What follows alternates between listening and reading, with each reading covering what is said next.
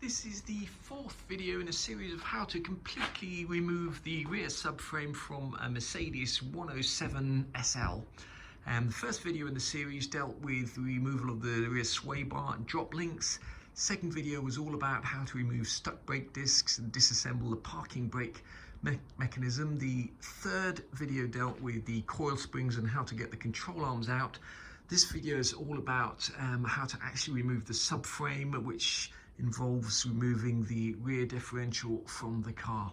We're going to be taking off the rear diff mount or axle beam mount. The first thing we're going to do is take off the 4 bolts. And next up, I'm just going to very gently let this jack down, and that should let us take that off and pull that out. Diff, you've also got to take out these 2 bolts, and they can be on there pretty tight.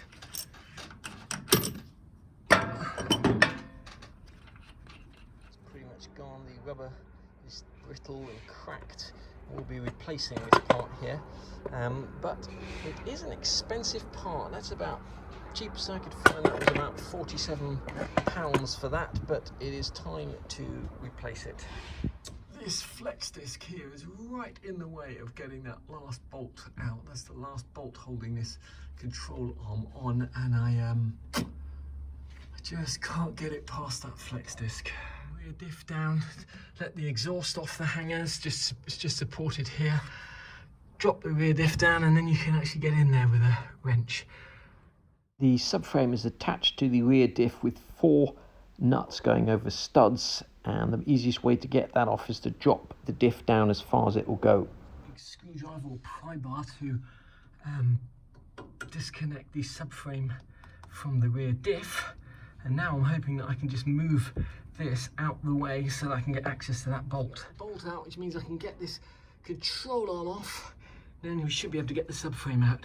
Now, sadly, I can't see any way of getting that subframe out without disconnecting the drive shaft there and taking the rear diff out, taking it out forwards. It doesn't want to.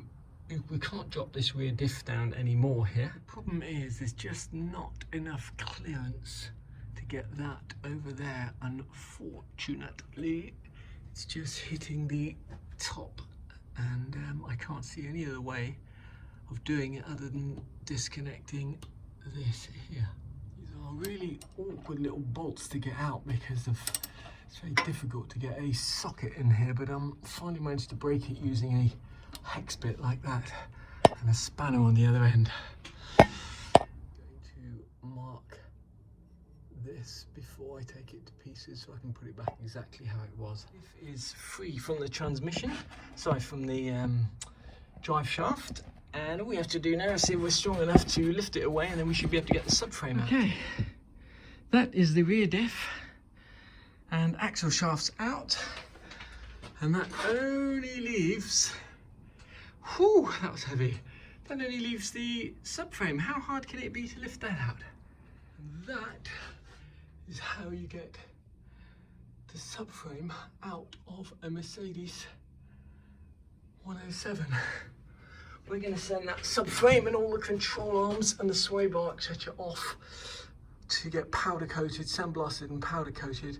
And while that's happening, we're going to sort out all of the rust that you can now get to here.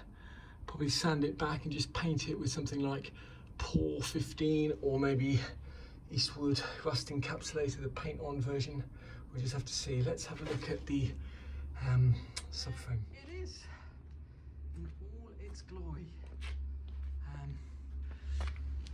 Make a note, I think these only go in one way, but they're in at an angle.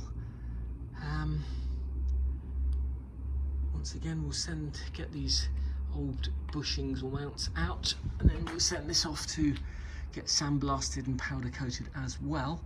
It's probably going to be an awful lot easier to get these out with this off the car. I think I'm just going to get a torch on that and burn them out.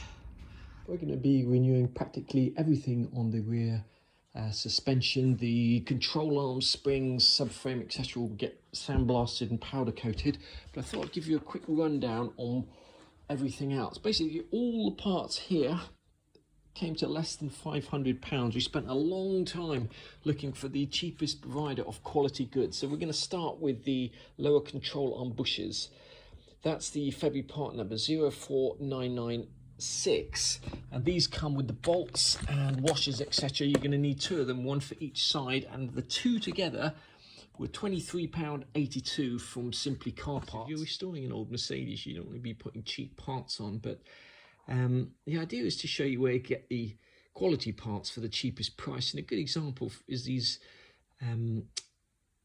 lower control arm bushings here. These were £24 for both sides. Now you could pay double that easily on eBay just for exactly the same part, just from another provider. And obviously if you went to Mercedes, you'd pay 4 times that. At the end of the video, I'm just going to quickly show you exactly where we got all of these from. So £24 roughly for the control arm bushings.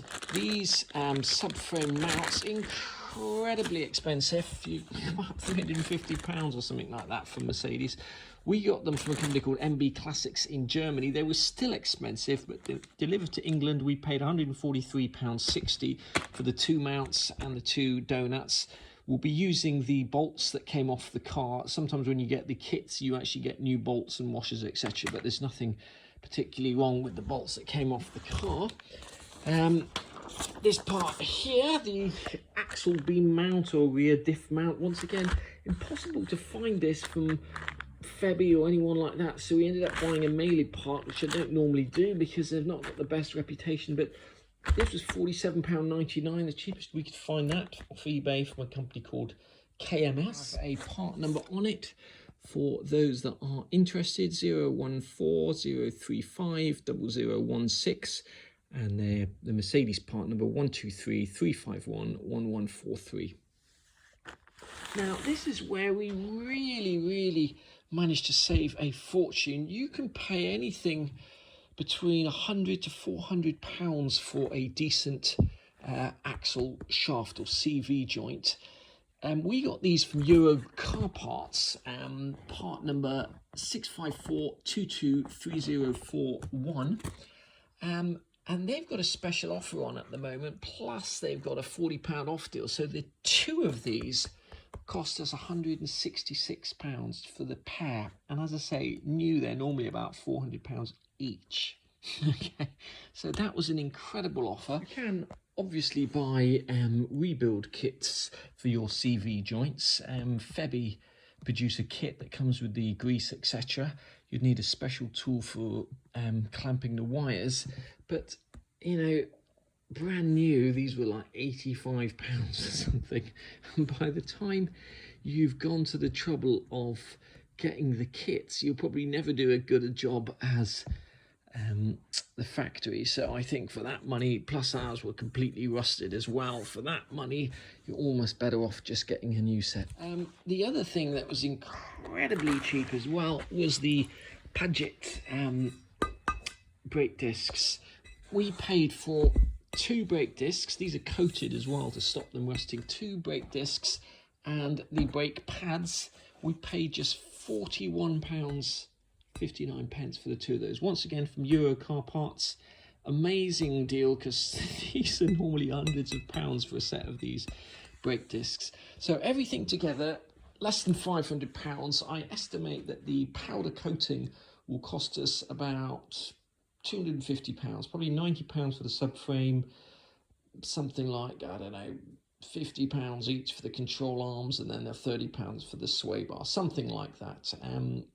So we're going to send those off next week, and then in about 2 weeks' time we'll be putting the car back together. You'd find these control arm bushes was from Simply Car Parts, and we paid £23.82. Shock absorbers you can get for your Mercedes. We've used Monroe shocks before, and they've been excellent. You could get Bilsteins, whatever, but these were a super price, £58.90 from Mr. Auto. Diff mount, we got from a company called KMS. We've used them before, £47.99. Just an expensive part, couldn't find that cheaper anywhere else. Amazing deal on these brake discs and pads from Euro Car Parts. Paget are an excellent German company.